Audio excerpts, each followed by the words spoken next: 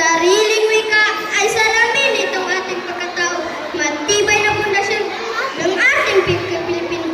Wikang kinagasnan, minana sa ninyong nararapat alagaan, itaguyod ng lumago.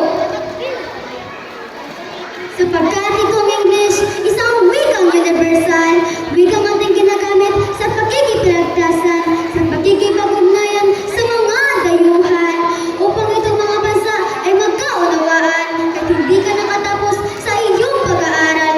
Kung mahusay ka mag-English, sa call center ka mag-apply, sigurado matatanggap ka at kikita rin ka agad. Kaya nga lang, mga dayuhan mag-uulit kausap mo sa magdamag.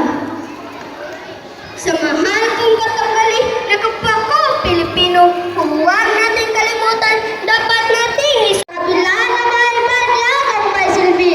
Makinig, panibang at tayong magpasya, alin ka pa sa kanila ang mas mahalaga.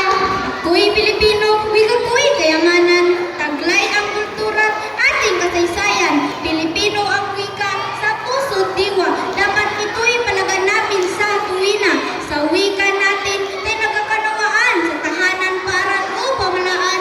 Ang sariling wika di kakalimutan, sino pa kaya ang magpapahalaga niyan?